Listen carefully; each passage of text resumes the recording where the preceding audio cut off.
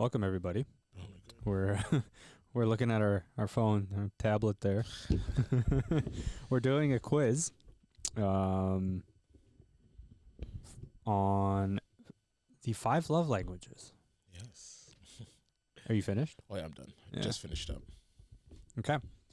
Before we get into this, so we're coming to you obviously from the Startwell studio here in Toronto.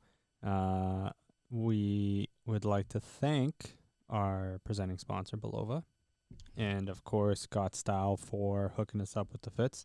I feel like today I'm the one that's louder than you. Yeah, I feel like I like this. I really like this shirt. The shirt's actually inside out. It's inside out. It's inside out, but Oh, I can see it on the shoulders. But yeah. I like because the other side's very.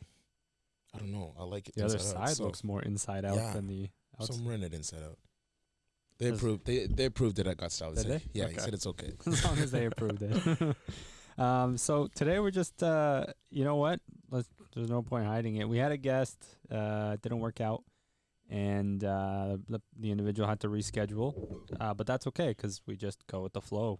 I know. And so we're just gonna wing it today and see what happens. But Matthew came up with an idea. You wanna tell him about it? Yeah, so we should just do the love languages quiz, which we just finished doing right before, and we can just go talk about it. And for me, we just did it from the 5lovelanguages.com, and my was 32% quality time, 29% words of affirmation, 23% physical touch, 16% acts of service, 0% receiving gifts. 0. I'm not a gifts guy. I'm not receiving them, giving them birthdays, holidays. I've never really been a gift guy. Like, I guess physical gifts. I like gifts. I very much appreciate time spent gifts. Which is why quality time. Yeah. So like almost a gift of time. Yeah. You can't really. You can put a price on this. Like, I give you this as a gift. This is worth how much. Okay. Right? Value goes up and down, but time is was it invaluable? Yeah. Yeah. Yeah, even like when charities, reach out to charities, and it's you want to do donation. Like, I'd rather donate my time, one, because I want to keep my money, but two, it's like, yeah, donating time is, I've always found, even when I was running nonprofit, the donating time is the hardest part because you always need not enough time. Never enough time. What was the nonprofit that you were running? Sustainable Self-Care Initiative. Okay. It was based on just self-care and doing sustainable acts to keep the self-care, keep in check with your self-care. Okay. Right. So how does someone do that? Really constant check-ins with themselves. Okay. Check-ins with others, being open to conversations and allowing yourself to be criticized, and knowing that you're hard on yourself, but still working to just be the best version of yourself, pretty much. Do you still do that? No, it's on a hiatus. A couple of the members just got busy with life. It's hard. It's hard. Yeah. Nonprofits are so hard. They're so hard to They are. start up. Yeah. And that's what it is. Like, Yeah. there's so much money going into it, not enough money coming back, and It's not a lucrative industry. by any means. Yeah, like if you're in the nonprofit sector, kudos to you, because we know you're doing it because you care, not because you're trying to make money out of it. Yeah. You're not trying to get rich. At least you shouldn't be. No, you shouldn't be. Yeah. When I was in university, I had started a nonprofit as well, and we were raising funds and awareness. So at the time in Syria, there was a civil war that was sort of ongoing and raging and whatnot, and it displaced millions of refugees everywhere across the Middle East, across Europe. Some were basically, like, the Canadian government had stepped in at that time too and started helping facilitate the transfer of some of these refugees to Canada. And here I was in university just thinking, how can I help, right? I'm a university student. I owe a crap ton of OSAP money. How am I going to actually help without doing it monetarily? And then I thought to myself, you know what, if I could raise some funds and, doing so by even, like, in my mind, I think it was 65,000 students on campus. So I thought to myself, if I could somehow get $1 from every single one, I could raise 65 Gs, right? And that would be a huge accomplishment. So my goal initially was to raise 10 Gs. And then I partnered with Doctors Without Borders because one of the things I really liked about them is they have no political affiliation. All of the drugs that they work with to help administer in the camps that they work with are generic drugs so that they can't be bought by, pharmaceutical companies. And so we ended up raising, I think it was like $12,000 or $13,000 our first year. And it did so well, and the reception was so big because people realized that they could be part of a bigger thing without feeling like by themselves they couldn't do anything. So the second year, we partnered with the United Nations High Commissioner for Refugees, I believe UNHCR, I believe that's the full name. And then we ended up raising over $60,000 across 3 years, which is like a lot for students, right? Yeah. So $60,000. We acquired or we rented this. I forget how big it was. You know those big trucks with the containers on the back? So we got one of those containers, and we filled it up with winter clothing and everything, and we sent it to Lebanon because there was a ton of Syrian refugees there. We raised enough money to help facilitate the building or the construction of a hospital inside the Domiz camp in Iraq. So like it was just this massive, massive effort. We got buy-in from the Center for Human Rights, the Center for Refugee Studies. So we got, the academics involved, and it was just great stuff. But you're not wrong when you say you put in so much time and so much money, and there's not much you're getting back from that. Outside of, really believing and being passionate about it, you're not making money. You can't live off that full time. It's a really hard place to be in. Yeah, like it fills your heart, but doesn't fill the bank. Yeah, exactly. As much as if you can get paid for filling your heart, that'd be amazing, but not all the time. What were your results for the? Oh yeah, so I got 37% physical touch, which makes all the sense in the world. I'm a very physical person. Like I express emotion through physicality. I receive emotion through physicality. That's like the thing for me. I've got 23% words of affirmation, which I never thought was a thing for me. But it makes sense because when my partner says things to me, I'm proud of you, or I'm here for you, or, you're doing amazing, that kind of stuff, it does fill me with joy. Like I feel good when I hear that. And then I got 13% quality time because I know that as long as I get some quality time, I'm okay. It doesn't have to be all the time, right? Like I'm completely okay with sitting in the same room as my girlfriend and we're both working, right? We don't have to both be off our phones. I could be sitting there watching a show and she could be sitting next to me on her phone, and that's completely okay. It's usually the other way around, but that's completely okay, which is why it's okay. I feel okay just being on my phone, right? And then acts of service is 13%. Which is funny because to me that's I guess just the physical intimacy portion is enough for me to feel like that's a service in and of itself. And then receiving gifts is all the way at the bottom. I'm like you. I don't know how to react when someone gives me a gift. I get awkward. I get weird. And if anything, I probably look like I hate the gift. Like I just don't know how to. I don't know how to give a gift either. Like here's your here's a gift. It's like that's why you give a gift. Like, the point of the gift, it's. I found actually it's interesting because I've done this test a couple times. Has it changed? Yes. Like do your results? But like not much. Like the only thing that's really changed was quality of time and words of affirmation switched. Like going into this, doing it again, I thought words of affirmation would have been on the top again, even though it's only difference by a few percent. But it's interesting because I don't know. Like I'm very big on words of affirmation, and I think quality time has jumped up because I used to associate quality of time with quantity of time. Okay. Right. And now that I'm realizing like as long as the time spent when it's spent is very productive in whatever mean that is, I find that's a lot more important. Before I was like, oh, if I'm not seeing you a bunch, that might, then I don't really like that situation that I'm in.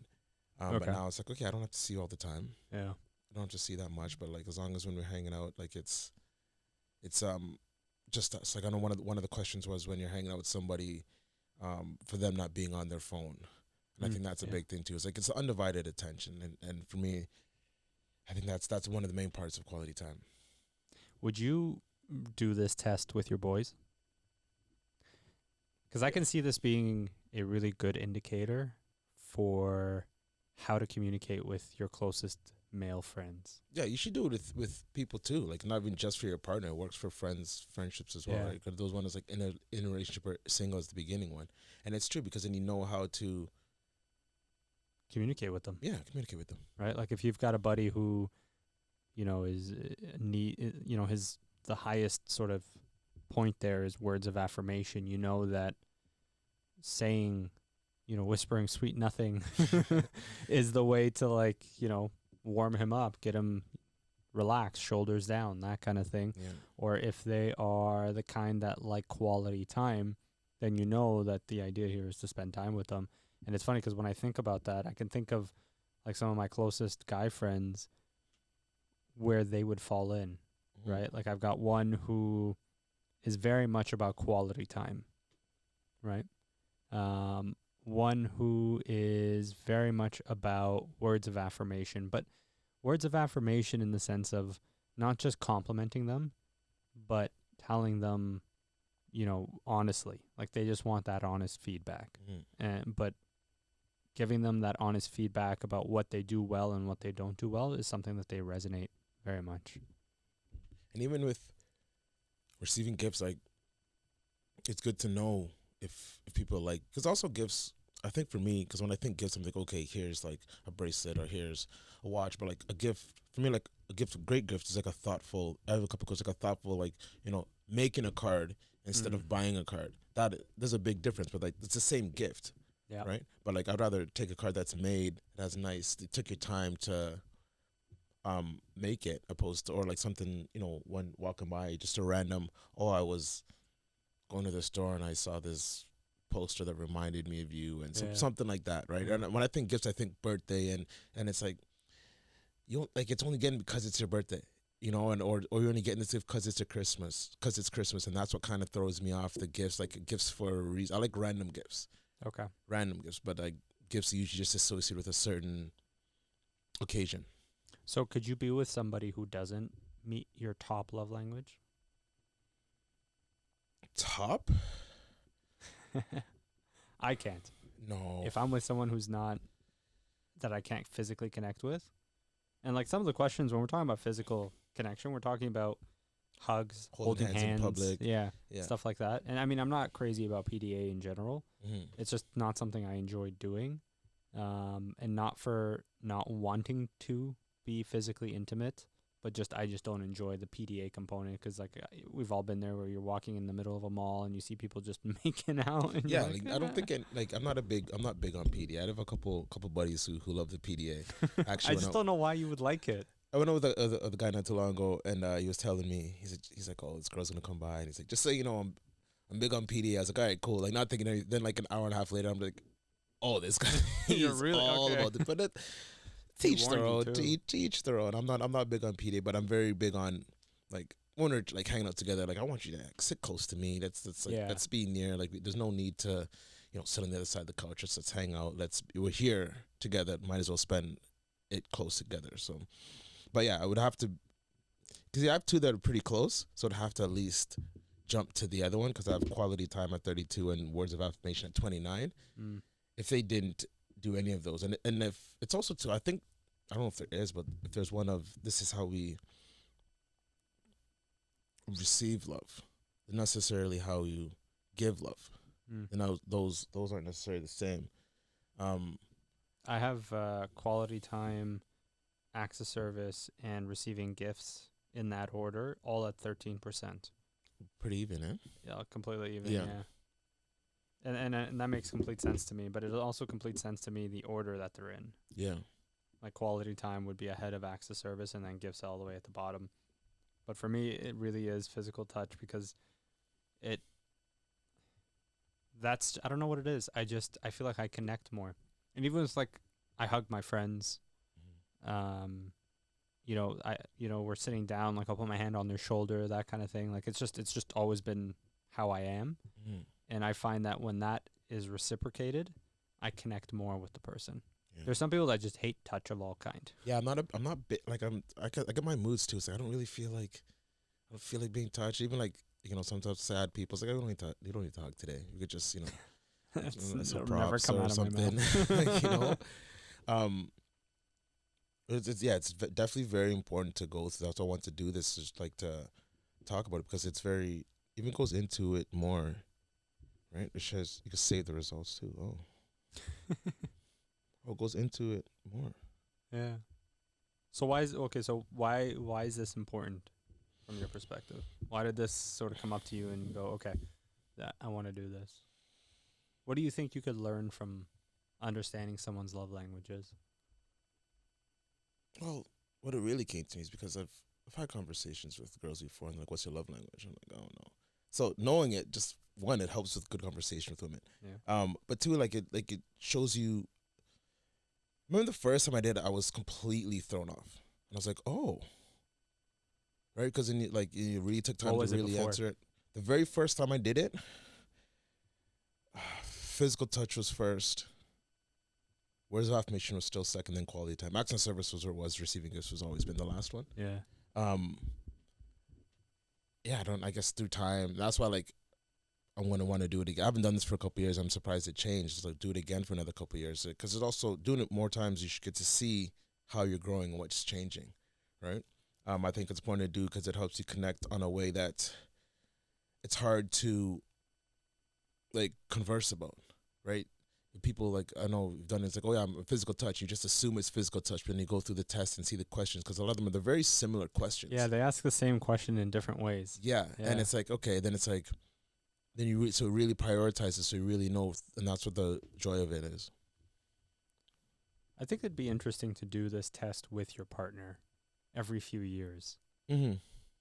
Not just assume that things are always going to be the same. And I think that's similar to the point that we talked about in one of the previous episodes about there's still work and commitment that goes into your relationship after the fact. We put in a lot of effort as men to, once you meet the person and you like them, you put in the time, you put in the effort to try to wow them and show them your best qualities and all of that. And then a lot of guys fall into the trap of complacency once they have, once they have their girlfriend, they just don't try as hard. I've done that too many times. And I think part of that is you have to continue to put in the work into that relationship. You have to continue to learn about your partner. You have to continue to talk to your partner. You have to continue to, you can't assume that you know everything about your partner because there's so many times where, when a relationship ends and the person goes on to, one party goes on and does something completely different. They become this whole new person. It's not because they weren't already that kind of a person. It just never came out, right? And a lot of that is part of the back and forth in a relationship, I find. Yeah. You said so what do you do because you're receiving gifts is near the bottom, if your partner, their receiving gifts was at top, how would that? I don't know. I struggle to give gifts too because I always want to give the thoughtful gift, but I don't put enough thought into giving the thoughtful gift. If they're, if gifting was the top piece, I don't know if I would want to be with someone who's got gift at the top, because to me sometimes that comes off as, and not everybody to be fair, but it almost comes off a bit materialistic. Like if you don't give them gifts after gifts after gifts, what, they're just not interested. They're not happy. You can't keep them happy. I don't really want that kind of relationship. I kind of want one where my partner and I are on at least the same wavelength. Yeah. Like physical touch is up there because it can't be one-sided. If you're with somebody who doesn't like physical touch and you need physical intimacy of some kind, and again, we're talking about hugs, holding hands, a kiss on the cheek, that kind of thing. Yeah, hand on the shoulder, hand on the cuddling, leg, something. Yeah, just We all know how important cuddling is. If my girlfriend is not into those things, that would be a problem for me, Mm-hmm. because I've been in relationships where physical touch was not a factor, and it created I was always antsy Mm-hmm. because I'm like, I'm not getting my needs met, type of thing. I find that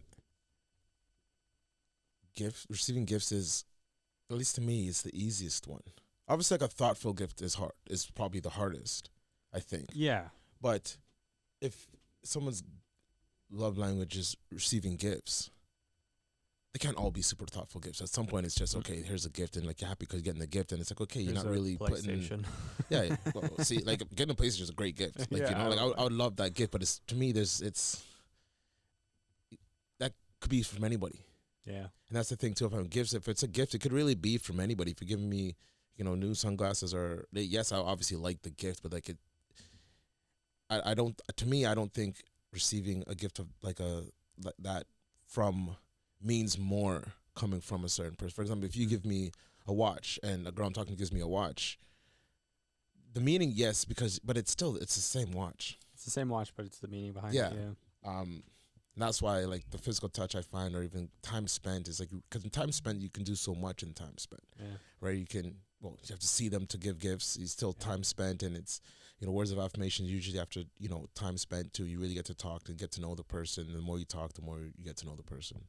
So the first gift that Mila gave me Mm-hmm. when we first started dating was a reusable, those bags. It's a reusable bag. It's this big black bag that if you put food in it, it stays either cold or hot, depending on the temperature of the bag, of the item. And the reason she gave me this gift is because early on, when COVID had hit and everything, and I've talked about this before, but basically my ex and I had split. And so I started incurring new costs. And with those new costs, including, like living by yourself for the first time, and of course, lovely legal fees, I needed to find a way to make extra money, right? Under any other circumstances, my income would have been sufficient and satisfactory, but all of a sudden I've got these new costs coming in. And so I started Ubering. I started delivering food on Uber, which is why I have mad respect for people who deliver food on Uber or drive people around. And the first gift she gave me was about 3 weeks into our relationship, and it was this bag. And I looked at it, I'm like, I didn't even know what it was. And she explained to me that, like a week in, her and I were on the phone, and I was telling her about how I went to pick up an order from a restaurant, and they said that I couldn't pick it up because I didn't have one of these bags. And I got so frustrated because I had just driven like 20 minutes to get to this restaurant, and just all this nonsense. And, driving and delivering on Uber is just not really a fun thing in general. Yeah. So that to me was one of the most thoughtful gifts anyone has ever gotten me. Yeah. Because the meaning behind it, when you're first dating, you typically spoil, right? Yeah. Buy extravagant gifts of some kind, because we associate money with love, right? So if you buy a gift that's worth X amount, then you must care about this person X amount, right? And that's not the case at all. This thing must have cost maybe like $30, $40 at most. But it was such a thoughtful gift because it made the thing I already hated doing a little easier. Yeah. And then on top of all of that, the quality time piece, which is not as high up there for me, but is still a thing for me. So on days that I didn't want to go Uber at all, I hated it. I despised it. I used to try and find every reason not to do it. Oh, it's raining outside. And it's like little pellets and nothing. She turned to me. She says, I'll come with you. I'll sit in the car. You drive around. I'll keep you company, and we'll just talk. Yeah. And we literally just got to know each other while I was delivering on Uber. And that in and of itself was a gift as well to me, a thoughtful gift that you couldn't put a price on. So I agree with you 100%. Thoughtful gifts, way more value than a gift with some sort of monetary association to Yeah. it. Yeah, like even same thing with Uber. A buddy of mine was doing Uber, and I was trying to get into Uber. For some reason, my Uber account wasn't working, but whatever. You're lucky.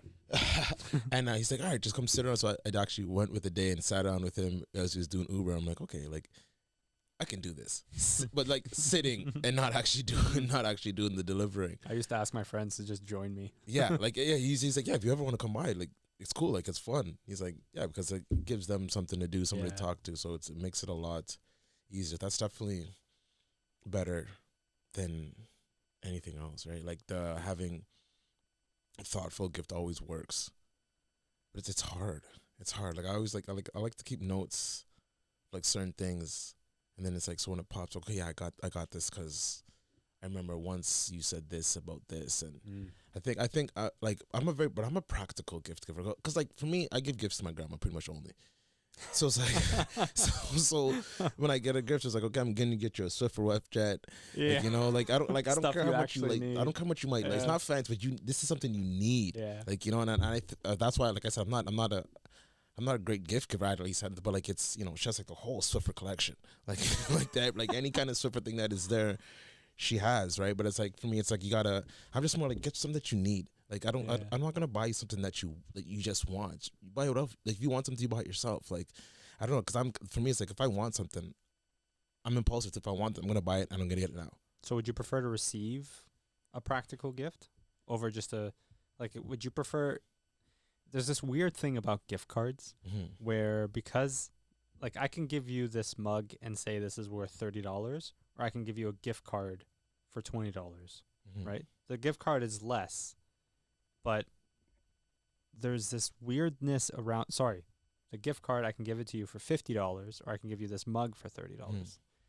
And if I give you the gift card and there's an actual number on it, it feels weird. It's like, well, why am I only giving you 50 and not giving you 70? But if I give you this $30 mug, you might be like, oh wow, you actually went out and picked out Yeah. this mug. It's different. Like for me, I would prefer the gift card. And I would too. but like that's also I think I'm not a good gift giver because I would rather give the gift card because like here's the money, you give whatever you want with it, Mm-hmm. as opposed to just like you get this mug, it's nice because it's thoughtful, but you don't want it. How Like many mugs you got? you're not gonna use it. You're not gonna really use it. Like it's Yeah. nice. It's nice to have to look at. Now I think of you when I see this. But like for me, it's like I want something that you're going to use that practical. Like I want a practical gift. I like to give practical gifts. You'd like to receive practical gifts? Like if you're in a relationship, you'd want practical gifts? Yeah. Do you hint at all what you want? No, because I don't really want gifts. Okay. So it's like there's no really hint. Yeah, there's not really hinting on things. It's like, what do you want? Like it's your birthday. What do you want? Nothing really. So what if you're dating someone would you date someone who's, because your gifting is low too. Yeah. So would you date someone whose their need for gifts is at the top? If their need for gifts is at the top, they'd have to like let me know. Like it's not like, what do you want? Oh, surprise me. You like, you know what? Like it's a Just thought tell that me what like you yeah. want. Like if the gifts are that important to you, you need to tell me what you want for your gifts. I feel like it's because it's really hard, and then you get to a point where it's like you give somebody so many things. Like what else is there? And it gets to the point where some people, it's like, what do you give to the gift? I have a buddy of mine who's very well off, and it's like, what do I get as a gift for a person who more or less to me has everything, right? And And it's could just get what they want. yeah, it's just like I can get you this mug, or you can just go get a way better mug yourself, right? So kind of for me, and it's just like why, like I don't know. Gifts has always been weird for me. So you said something earlier that I thought was a good segue. If you're dating someone and she says, surprise me, and gifts is at the top of her list, your response is, just tell me what you want. Why is it that we struggle when women tell us or don't tell us what they want, and then get upset at us if we don't know what they want? Yeah, it's a guessing. Like when I'm just like, I'm not a mind reader. I'm not a mind reader, and like I don't like to act like I am. I don't like to play the mind reading game. It's like, oh, you know what's wrong. I don't. Tell me. Like I'm not playing this guessing game, because like what if I guess something wrong? It's like, oh wait, no, I am mad about that now too. You know, so it's like I'm not like I don't because I don't have the time for the guess. Either you really don't care and anything is anything, then and whatever I get you is good, and then there's no complaining about it. But I don't want to. I hate in a situation. It's like, oh, just or like even going somewhere wherever you want to go, and it's okay. I'll go. Let's go here. I don't want to go there. Because like I think for me, I'm so very easygoing, especially with like going out for like dinner and stuff. I don't care where we go to eat. I can eat anywhere, right? So you pick. Oh no, wherever you want to go. Okay, let's pick it. I don't want to go there.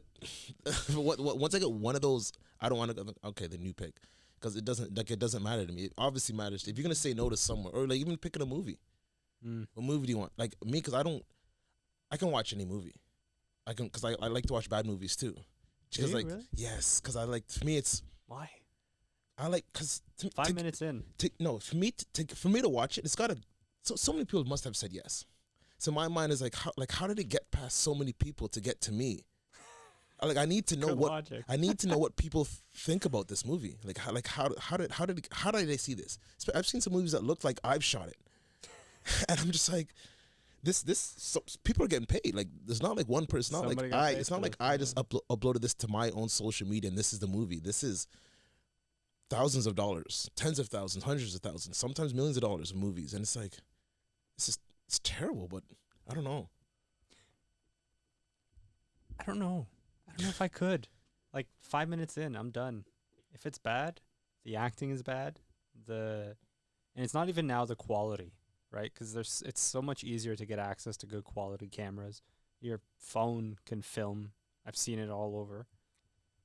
But it's like if the acting, the dialogue, I think that's the one. Dialogue is. If it's very cheesy key. and crappy, like if you go back and you watch older movies and you see how crappy some of the dialogue is, I'm like, I don't know how I ever watched this in the first place. But that would be the main one for me.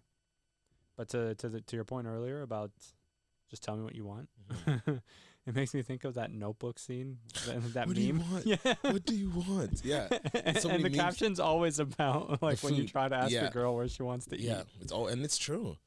It is true. It's true. It's true. Like, what do you want? Oh, what is it? Like, so many times it doesn't matter. And there are times where I'll say to my girlfriend, what do you feel for? And she's like, I don't know. What are you feeling for? And I respond, honestly, I don't have a preference. I'll eat anything. That's why I'm asking you. And she'll go, well, what do you want to eat? I'm like, I literally just said, I'm open to anything. I don't care. Just pick one. And then I provide a list, and she'll look through it. But then I'm also guilty too. Sometimes I flip-flop because I love food. So I'll say I want sushi. And then as I'm scrolling to look for sushi spots, I'll see like Thai food, or I'll see ramen, or I'll see, kebabs. And I'll be like, ooh, what do you think about this? And she'll be like, oh, okay, yeah, we could do kebabs. And then I can't find a kebab place I like. So then I'm back at sushi, and she's like, I thought you said kebab. And I'm like, well, now I'm on sushi again. So yeah, I'm guilty of that too. But they've got to... You're right on the mind reader piece. And I think a lot of problems happen there. Both ways. 100%. 100%. We assume, listen, we're guys are totally guilty of assuming that their partners are going to understand what we're thinking. And that if they don't understand what we're thinking, then how could they be upset with us? How could they not understand what's wrong with them? And really and truly, it's on you. Right? Like, we need to do a better job of communicating that. I find many a times, because in general women are more advanced in the emotional game than us, that I get told what I'm feeling, or You get told? not necessarily but like the reaction is, well, you're feeling this way, so this. It's like, well, Oh, okay, I see.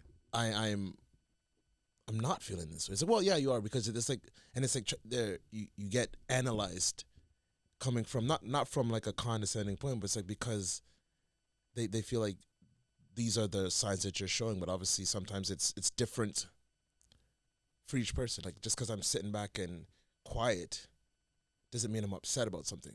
Okay. Opposed to if you're quiet, you assume that, like, because you assume that people generally react the same way you do. Right? Like, if you're fuming, you're one of those loud, aggressive guys, you're gonna assume people, like, if someone's really mad, that's when they get. So if they don't get to that level, you don't really assume that they're that mad, I find. Do you find you have a hard time communicating? when you're feeling a particular emotion, when you're feeling like if you're feeling sadness but it's strong, or if you're angry and it's strong, do you find you can communicate that?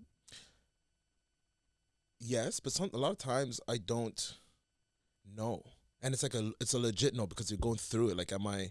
Because you're still going through the process of emotion because it's not just one emotion. You're not just feeling one certain way, and as you're processing it, especially for me at the time, it's like I don't want to say I'm upset because I'm not fully done processing it yet.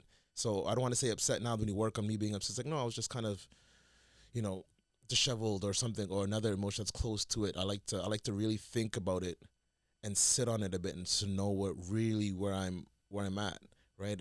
Right away, because when you're filled with emotion, you're just overwhelmed with it. So there's so many of them going around. I used to be terrible at communicating. Mhm. I used to think to myself, if I'm angry, then everyone around me should immediately understand why I'm angry, what caused me to be angry, and their focus should be to help me get over my own anger. And a lot of men, a lot of younger men, struggle with that. They internalize, they get all pent up and angry, and they assume that everybody around them should immediately make them their number one priority. And when you learn to move past that, when you learn to understand your own emotions, like you said, when you actually start to feel it so that you can communicate it, I think that's a sign of maturity for men. I find that it's definitely takes some repetition, Yeah. right? Like you gotta do it. But me, I like when I'm not, it's harder for me to verbalize my emotions in the moment, but I can like take a step back and I can write them out.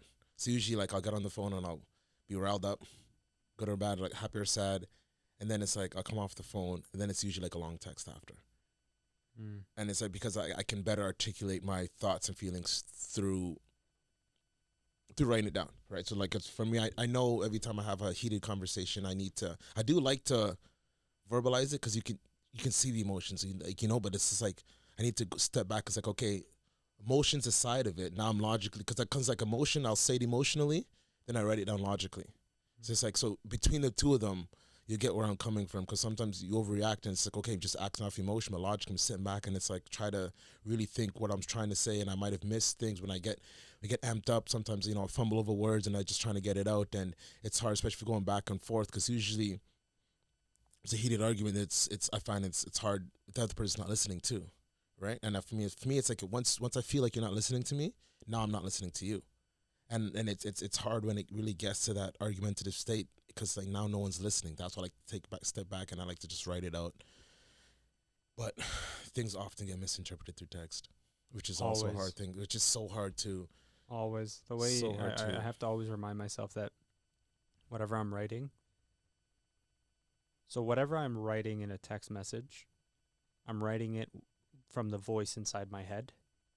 But the voice inside my head has cadence, it has rhythm, it has, certain tones. Mhm.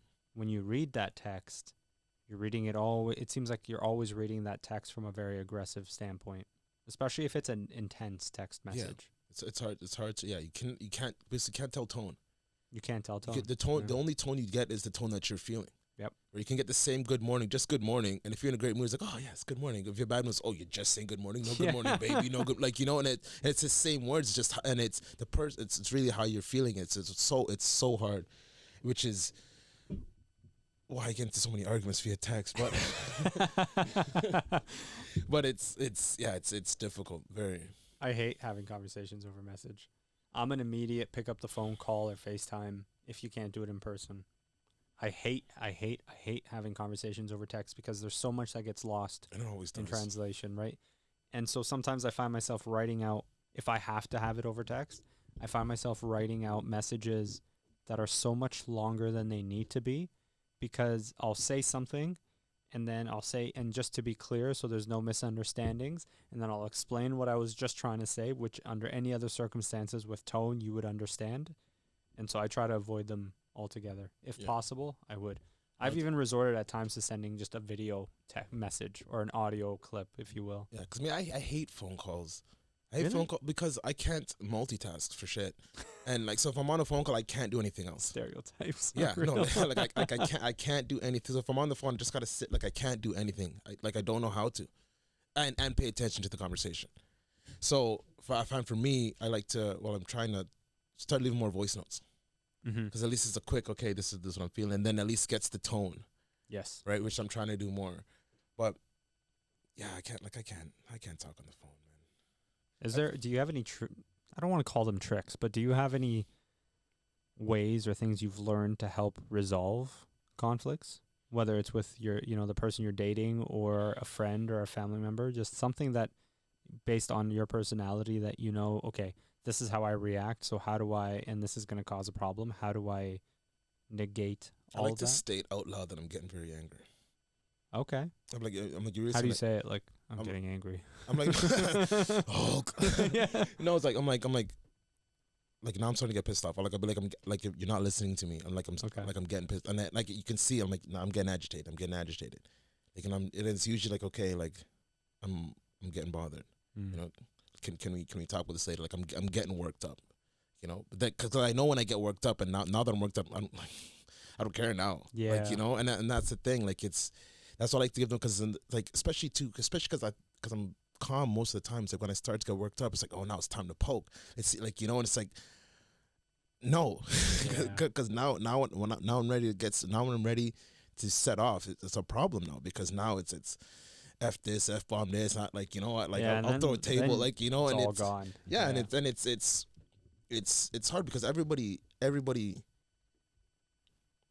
experiences anger, right? It's just how quickly can you get to it. And I feel like sometimes, especially, I don't know, with me, obviously every puts himself in their situation, but it's like once you start it. But I also do it too, like when especially with buddies of mine, like once I see that, like I get you, like getting you a little riled up, I'm getting, like, trying to push you over the edge, trying to, like, like I like to stir the pot and instigate. So that's also why I really try not to let people get under my skin. But people do sometimes, right? And it's hard, but, and I know, like, when I get mad, I stay mad for a while. Do you? How long do you Yes. hold on to it? Too long. Okay. That's why I don't like to get. And you know it. Yeah. But you that's why I still don't do like to it. get to that point. It's when I get to a certain point. Okay. Right? Because then I'll be mad, but then I get to the point, it's like I'm mad for still being mad, Okay. opposed to the fact of whatever I was mad at. For example, I was at a football game years ago, and there was a situation, and I was still I was upset, like, all the way to, like, the fourth quarter, and just like I'm just mad, just sitting there, just like, fuck, why am I still mad? Like, why am I still mad? Why am I still mad? That's why I like to give that. Not even it's not a heads up to you, like it's a warning. I'm getting mad. It's like, to me, to tell myself out loud, because I'm also trying to calm myself. I'm like, you're getting upset. Like, I'm getting upset, letting you know. So, like, now it's like, if I start acting quote unquote irrationally now, it's like, well, I told you this. Like, I told you I'm getting mad. This what happens when someone tells you to get mad and you don't back away. Not that I need you to back away, but, like, that's the situation. I used to, I growing up, I had an anger issue. I used to get mad way too easily. As a kid, I was a very angry kid. Mm-hmm. And then as I got older, I got angrier at things. I was so easily triggered. And then I just I still get angry at things. I get unnecessarily annoyed with things. Things annoy me too easily. I'm not gonna lie about that. But I've learned that now when I get annoyed about something, I just have to take a step back and realize that the reason I'm annoyed is because it causes an inconvenience of some kind. But life is full of inconveniences.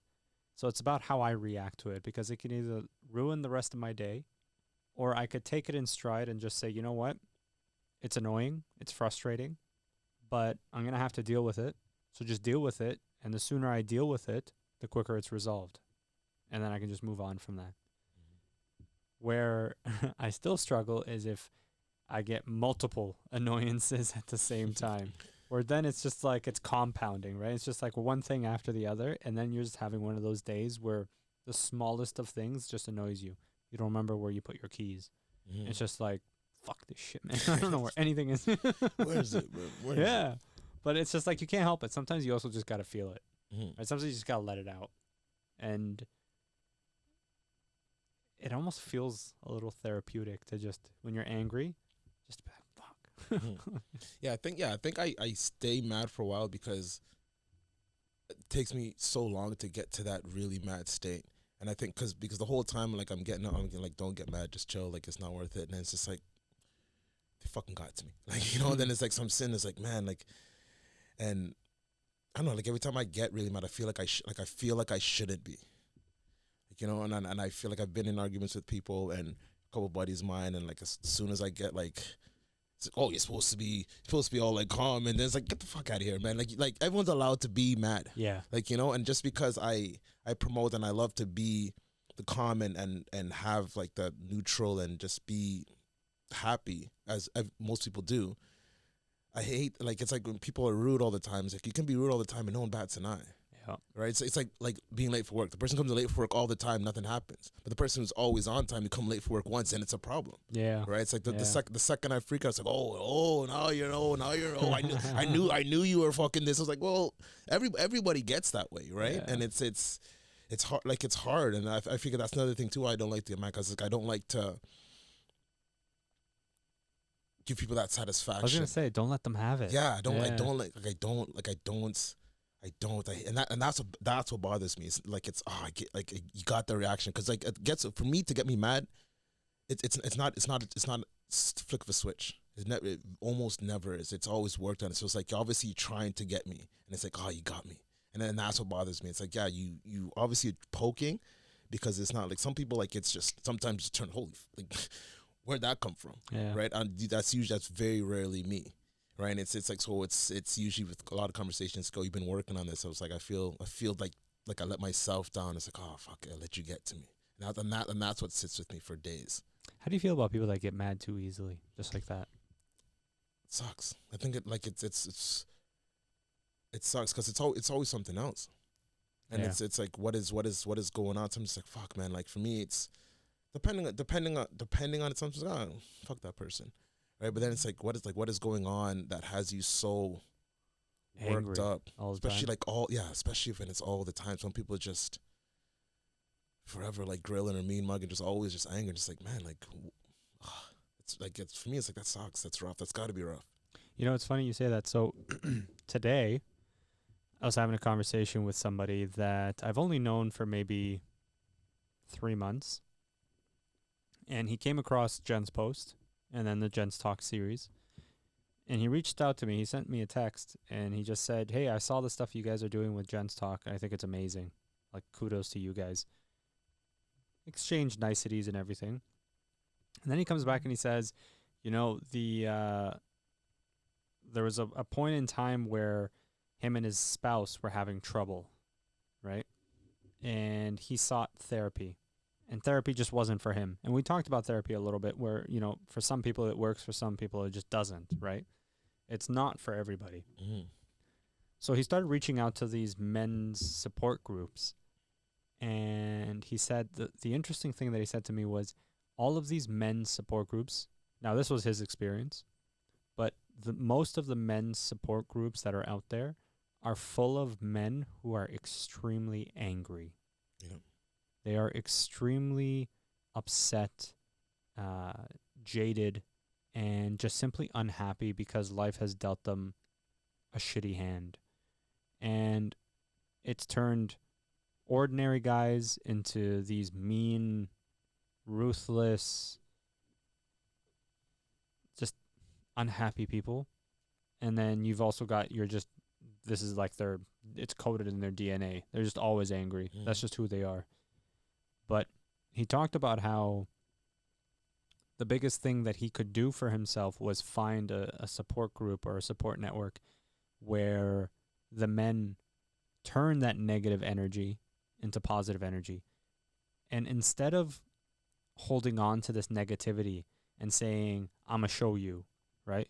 This is my this is my negative energy. I'm going to turn this into like, I'm going to use this when I go to the gym or when I go make $1,000,000 or whatever the case is. And they just hold on to this and it fuels them. It's just one of those things where it gets, he's like, his biggest switch was converting that into positive energy. So it was just nice to receive that feedback, you know. Yeah. I've been in a couple men's group, and one was like that, and then one was like the opposite, and I felt that success in that group wasn't success unless you were like bawling, crying, and it's like there's so it was like the other extreme. It's like like the only way for full breakthrough is like you gotta sit there and you gotta bawl your eyes, you gotta cry, like, and it wasn't the spoken word, but it's just like like the vibe was energy was just a bit off if you didn't. And it's for me, it's like that doesn't mean that you're not connected or that some situations, some things that you deal with, you might have been dealt with already, or because people deal with things differently, and you don't have to cry about everything that bothers you, right? No, you don't. But you do have to feel the emotions. Just like you don't have to rage about everything that upsets you, but you allowed to feel anger, right? And that's the flip side of it too. I found, and it was really weird in the one group I was in, and that's what kind of, as soon as you mentioned, that's all I was thinking about. Is like the opposite of it, which is obviously a good cry is good, but I don't know. There's that line there that Do you cry it out? depending on the situation, depending on what it is. I find I get more emotional these days than I used to before. Depending on what, Happy, what sad. Tears just sometimes flow. Yeah. And I used to I remember I'd sit there and like tense up, like I can't, like not a single tear can fall. And then I just realized, whatever. When I get really, really mad, I tear up. Like it's like I get rage tears. Like if like if I'm like I'll be because it's fight because every emotion's out, like, but that hasn't happened in a long time. Well, hopefully that doesn't happen for a much longer time. On that note, wow, we jumped through that. Yeah. Holy, that's crazy. 52 minutes. Yeah, no, I saw that. I was just like, wow, we've been jumping through. Thank you very much, everybody, for listening. As always, we appreciate you guys and gals. And don't forget to subscribe, like, comment, follow, share, please. Please. Goes so far. Shout out to the magician in the booth, Poncho. Appreciate you, sir. And we'll be back soon. Thank you very much, everyone.